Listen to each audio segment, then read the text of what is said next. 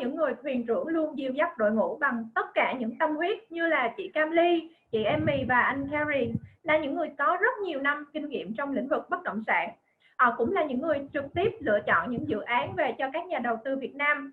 Và chúng tôi tự hào rằng chúng tôi mang về cho các nhà đầu tư Việt Nam top 2% những bất động sản tốt nhất tại Hoa Kỳ.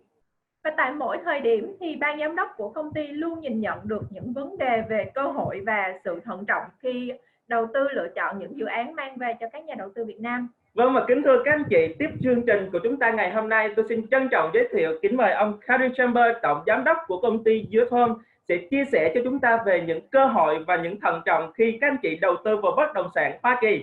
Please welcome Mr. Carey Chambers to share with us about opportunity and cautions when invest in commercial real estate. Oh, hi everyone. Thank you so much for coming today. I just want to welcome you all here and have a good morning, please.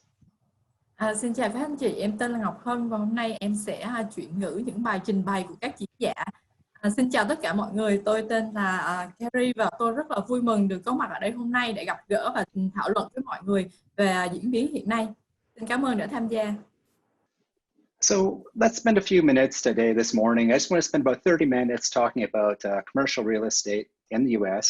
And in particular, let's look at where are the opportunities and let's also look at some of the risks involved too.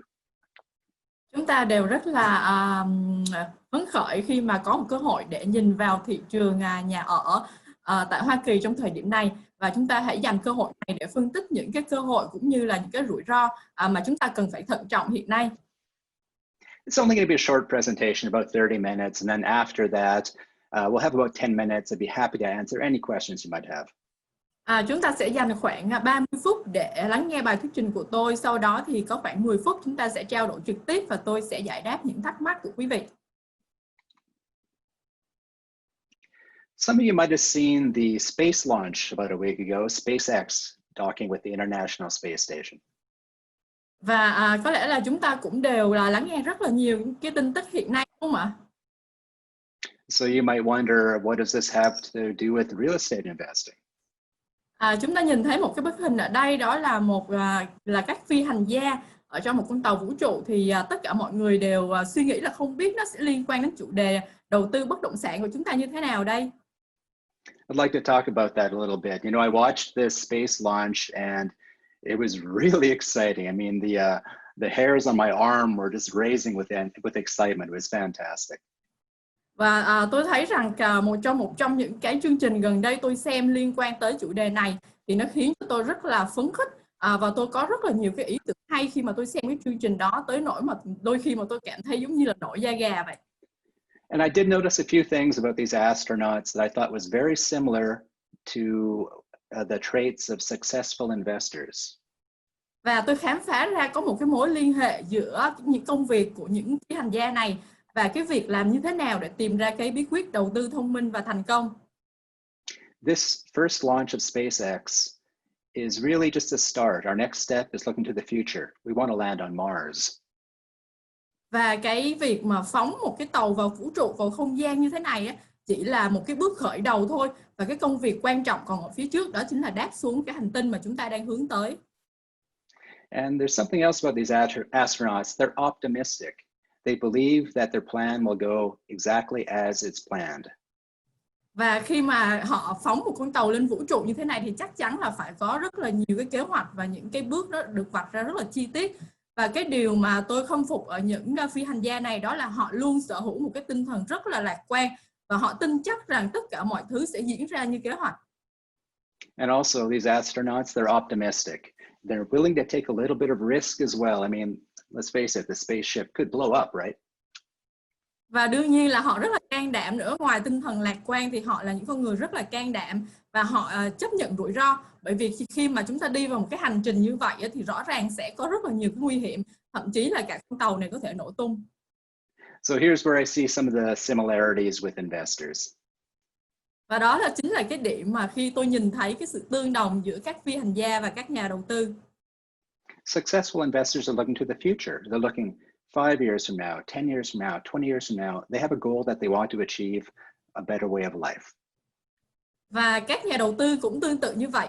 họ không có sống ở cái thời điểm hiện tại mà họ luôn luôn có một tầm nhìn ở tương lai. Đó có thể là 2 năm sau, 5 năm sau hay là 10 năm sau. Khi mà họ hành động bây giờ ở thời điểm này thì họ đã nhìn thấy cái kết quả tương lai rồi.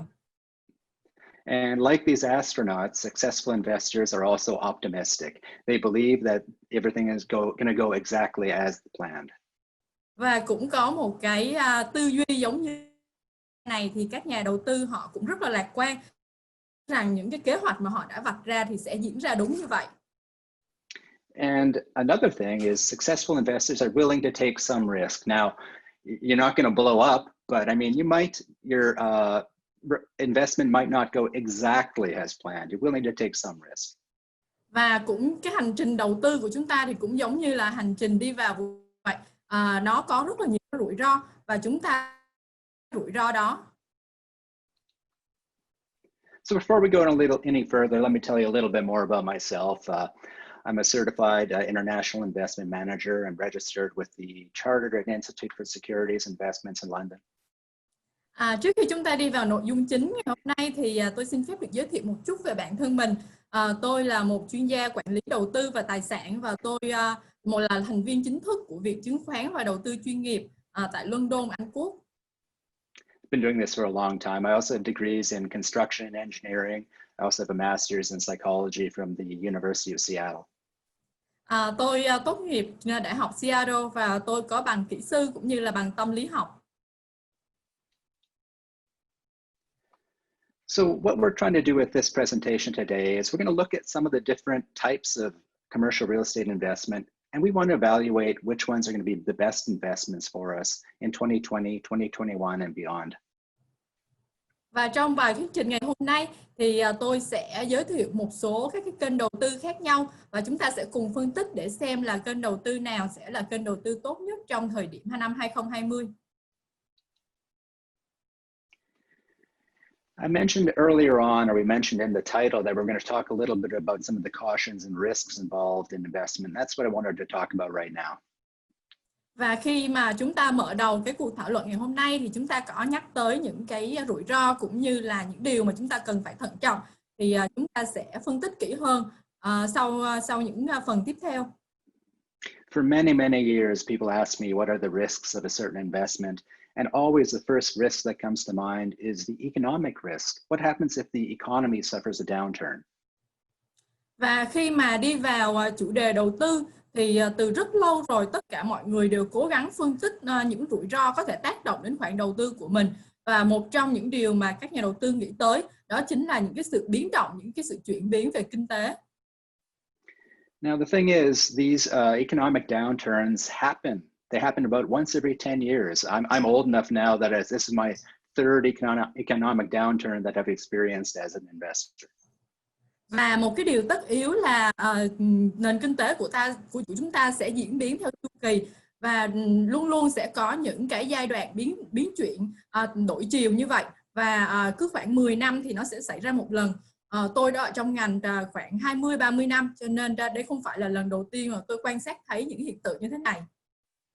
When we see these economic downturns, it seems really scary, but really when you look at it, it's all part of the whole economic cycle. Things go up for a while, they reset, they go up for a while, they reset, they go up for a while. It's all part of a natural economic cycle. Nếu như chúng ta vừa mới bước vào cái giai đoạn đầu tiên của cuộc khủng hoảng thì chúng ta sẽ cảm thấy rất là sợ hãi, rất là lo ngại. Nhưng mà khi chúng ta bình tĩnh, chúng ta suy xét lại thì chúng ta thấy rằng đây là những cái sự diễn biến tự nhiên của một cái chu kỳ kinh tế. Nó sẽ phát triển một thời gian, sau đó sẽ đi qua những cái nốt trầm giống như là những giai đoạn tái thiết lại nền kinh tế và tiếp tục sau khi đã vượt qua giai đoạn đó thì nó sẽ bắt đầu một cái chu kỳ phát triển mới. So right now we're in the middle of one of these economic challenges. So what do we do? Bây giờ thì chúng ta đang ở trong một cái thời điểm có thể nói là khá thử thách bên trong của nền kinh tế. Thì chúng ta sẽ làm gì đây? I read some really excellent research this week by the National Real Estate Investor Institute. And they asked 7 of the top economists involved in real estate. They asked them this question: what's your advice for real estate investors right now? Và gần đây thì tôi theo dõi rất là nhiều tin tức Tôi có đọc được một số bài phỏng vấn của các chuyên gia kinh tế hàng đầu từ những tờ báo chuyên về bất động sản. Thì họ đặt ra câu hỏi cho các chuyên gia này là các vị có những lời khuyên nào dành cho các nhà đầu tư bất động sản trong giai đoạn hiện nay? So a lot of what they said, their expert advice is going to be included in what we're going to talk about in this presentation. Và những cái lời khuyên đó thì tôi sẽ chuyển đến cho quý vị trong những phần tiếp theo. And also, I'm going to include all of the remarks on our Facebook page so you can look at it in full detail from all these 7 experts. Và ngoài ra thì trong những cái phần phân tích tiếp theo của tôi cũng sẽ đưa vào tất cả những cái chi tiết để làm rõ những cái lời khuyên này và các bước mà chúng ta phải tiến hành là như thế nào. Now let's take a look at some of the specific types of commercial real estate investments and see what are the pros and cons. Should we invest or maybe not? Chúng ta có rất là nhiều cái kênh, cái loại hình bất động sản thương mại khác nhau. Thì ở đây mỗi phần chúng ta sẽ phân tích một kênh đầu tư và chúng ta xem rằng cái nào là cái phù hợp cho thời điểm hiện tại. So the first one I have on the screen right now is retail investments. This is shopping centers. Và chúng ta đang nhìn vào bức hình của các trung tâm thương mại đó ạ. So what we found really over the past few years is that people are really moving to online shopping. They want to buy things online. It's cheaper and they have more selection and it's more convenient. Và ở thời điểm này thì chúng ta thấy rằng online shopping hay là mua sắm trực tuyến đã ngày càng trở nên phổ biến. Nó có rất là nhiều cái lợi thế khác nhau. Ví dụ như chúng ta có thể tiết kiệm được thời gian, tiện lợi hơn và cũng có rất là nhiều lựa chọn. So just over the past few weeks, a number of very popular stores in the US have gone bankrupt. They've gone out of business. This includes Neiman Marcus and JCPenney, very famous brands. Và cái sự phổ biến của mua sắm trực tuyến này đã dẫn tới một số cái kết quả, ví dụ như là gần đây một số cửa hàng lớn, một số tên tuổi lớn về bán lẻ đã phải phá sản, ví dụ như là Neiman Marcus, JCPenney, J.Crew. So for this reason, I'm really not interested in retail real estate right now. It's something that I avoid. Và ở thời điểm hiện tại thì chúng ta thấy rằng cái hình thức đầu tư và các trung tâm thương mại không phải là một lựa chọn tốt với cái điều kiện phải cạnh tranh khó khăn như hiện nay. Last month, only about half of the stores in these malls were able to pay their rent. So right now, it doesn't seem like a great investment. Và chỉ có khoảng 50% các cửa hàng trong các trung tâm thương mại này là có khả năng chi trả tiền thuê mặt bằng. Do đó chúng ta có thể thấy rằng cái kết quả đầu tư vào kênh trung tâm thương mại có lẽ không phải là một lựa chọn tối ưu ở thời điểm này. So shopping malls aren't doing great. Who's going to benefit from this? Và nếu như mà trung tâm thương mại không đem lại những kết quả tốt thì loại hình nào sẽ tận dụng được cơ hội trong tình huống này đây? When people buy something online, it has to be kept in a warehouse very close by so it can be delivered quickly. Và khi mà chúng ta mua sắm online thì chúng ta sẽ cần có cái dịch vụ giao hàng, và các kênh và những cái cửa hàng kinh doanh như vậy họ sẽ muốn để hàng hóa của họ, trữ hàng hóa của họ ở nơi nào đó mà gần với khách hàng. So this kind of industrial real estate is really doing well right now. Và đây chính là cái loại hình bất động sản đang có kết quả rất tốt ở Hoa Kỳ. So there's a couple of different kinds of industrial real estate. There's a warehouse where they store things like toilet paper, shoes, all the basic products. Và đây là nhà kho công nghiệp. Đây là bất động sản chuyên phục vụ việc lưu trữ hàng hóa, những hàng hóa thiết yếu mà chúng ta thường sử dụng, ví dụ như là giấy vệ sinh hay là các sản phẩm gia dụng. But something else that we're really keeping our eye on is related to the digital economy, and that is data centers. Và nó sẽ dẫn cho chúng ta tới một cái suy nghĩ trong cái thời đại kỹ thuật số này thì chúng ta còn có một cái hình thức nhà kho khác, đó chính là các trung tâm dữ liệu data center. A data center is something like the building that you see on your screen, but inside will be basically just computers to process information for these huge companies. Và nó không có lưu trữ những cái hàng hóa như chúng ta có thể thấy được, mà nó lưu trữ những cái dữ liệu, và những cái dữ liệu này rất là cần thiết trong cái thời đại kỹ thuật số này. We think there's going to be a trend towards a greater need for this type of real estate. Và chúng ta thấy rằng cái sự cần thiết của những kho dữ liệu này nó cũng tương đồng giống như là những cái kho chứa những sản phẩm dành cho online shopping. Thì tôi nghĩ rằng cả hai cái hình thức này, cả hai cái tầm quan trọng của cả hai nhà kho này càng ngày sẽ càng lớn hơn. When I do these presentations, I like to talk about seniors housing because I think it's something that maybe Vietnamese aren't that familiar with. Và tôi rất là thích thú khi tôi muốn chia sẻ thông tin về một hình thức khác là các nhà dưỡng lão. Tôi nghĩ rằng hình thức bất động sản này chưa thực sự phổ biến ở Việt Nam. So in Vietnam, when your parents get old, they're probably going to live with you. But in America, when people get old, we send them off to go live with other old people.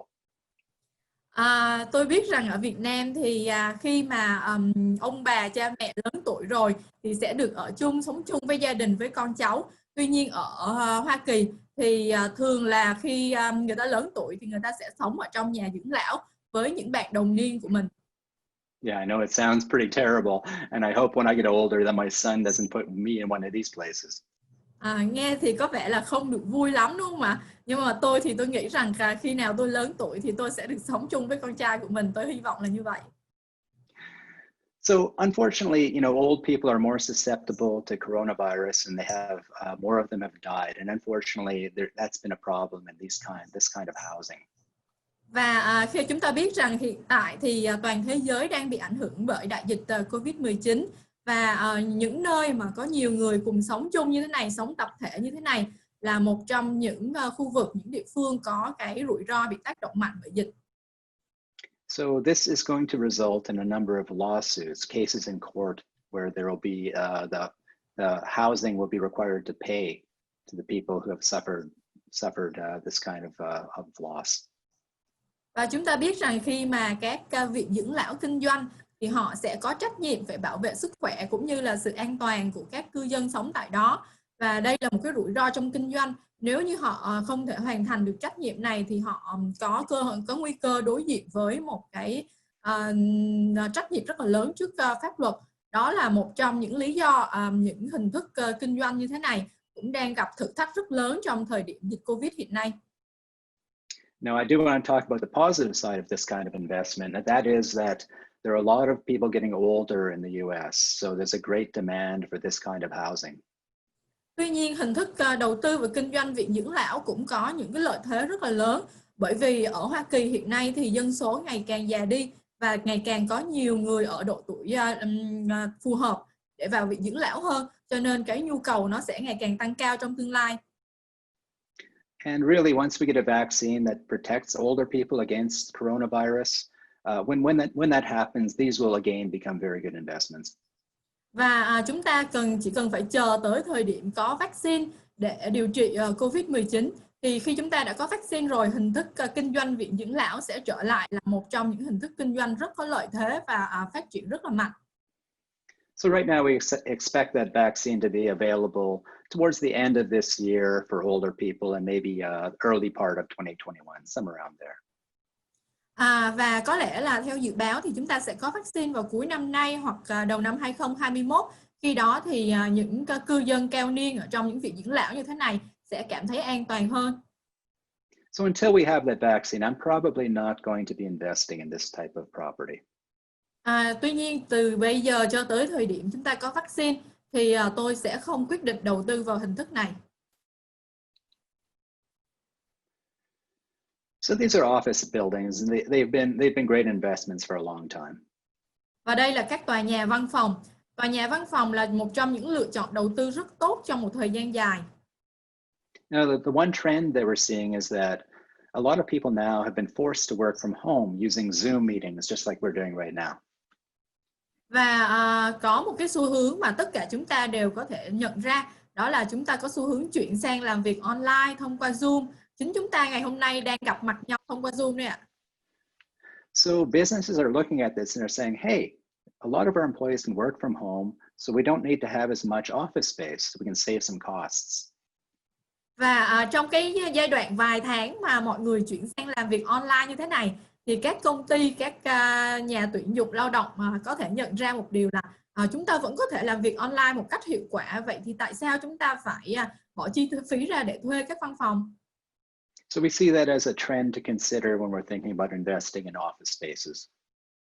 Và như vậy thì họ nhận ra một điều mà trước đây họ chưa nhận ra, và điều đó sẽ khiến cho chúng ta phải cân nhắc rất là kỹ khi mà chúng ta muốn đầu tư vào một tòa nhà văn phòng. Multifamily apartments is an investment that we've liked for a long time. Và các khu căn hộ cũng là một trong những hình thức đầu tư ưa thích của chúng ta trong một thời gian dài. Now, in the short term, April and a little bit of May, there have been some challenges collecting rent from some people who may have lost their jobs. Hình thức cho thuê các khu căn hộ thì đã gặp phải một thử thách trong khoảng thời gian trong tháng 4 hoặc tháng 5, một thời gian ngắn thôi. Các khu căn hộ này gặp khó khăn trong việc thu tiền của người thuê trọ. But overall, I love this type of investment, and I'm not going to talk about it in great detail because after I speak, Mr. Dave Steele is going to be speaking, and he's one of the top experts in multifamily housing.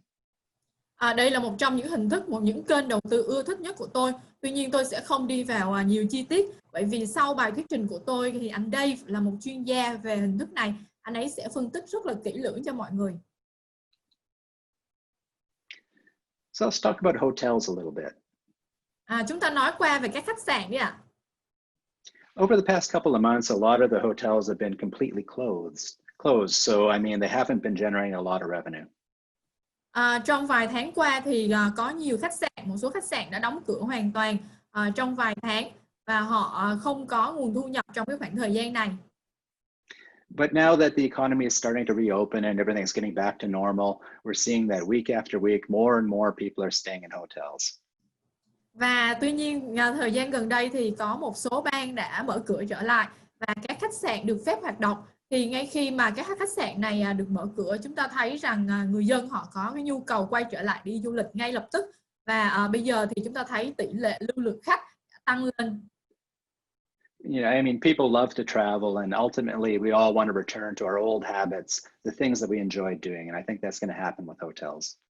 Và chính chúng ta cũng cảm nhận được là ai cũng thích đi du lịch, ai cũng có nhu cầu được vui chơi, được giải trí. Cho nên ngay khi mà chúng ta có thể thì chúng ta sẽ tìm cách để quay trở lại sinh hoạt như bình thường. In fact, a couple of those top economists that we were talking about, you can read their remarks on our Facebook page next week. They feel that for most hotels, things will get back to normal by the end of the year. Và tôi theo như những thông tin tôi nhận được cũng như những quan sát của tôi thì có lẽ là tất cả các khách sạn sẽ quay trở lại hoạt động kinh doanh như bình thường vào cuối năm nay. Sometimes it's a little surprising how things can get back to normal. I watched a video last night of a hotel in Las Vegas. Và tôi rất là ngạc nhiên khi mà một số khách sạn ngay tại thời điểm này thì họ đã gần như quay lại cái hoạt động như trước đây. Như là tôi đã xem một cái khách sạn hoạt động như thế nào vào tối hôm qua. Khách sạn này là nằm ở Los Angeles. Las Vegas. They reopened Las Vegas. Las Vegas, yeah. 2 nights ago, they reopened the hotels at midnight. 45 minutes after midnight, the casino floor was packed. Và full of people. Và 2 ngày trước thì họ đã mở cửa trở lại và chỉ trong vòng khoảng vài giờ đồng hồ thôi thì các casino của họ đã lấp đầy người. So just to sum it all up, let's look at where exactly are the opportunities based on what we've been talking about today. Như vậy thì chúng ta đã cùng đi qua tất cả các cái kênh, các cái hình thức bất động sản khác nhau. Như vậy thì cơ hội đang nằm ở đâu? Here's what we like. I like multifamily housing in cities where there's lots of jobs and population growth. Và đối với tôi thì cái hình thức mà tôi ưa thích nhất đó chính là những khu căn hộ. Và những khu căn hộ nằm ở trong những khu vực có dân số cũng như cái số lượng công việc tăng trưởng ngày càng cao. So the cities I'm talking about are Phoenix, Austin, Dallas, Nashville, those kind of places. Tôi có thể kể ra một số nơi, ví dụ như Houston, Dallas và các nơi khác nữa.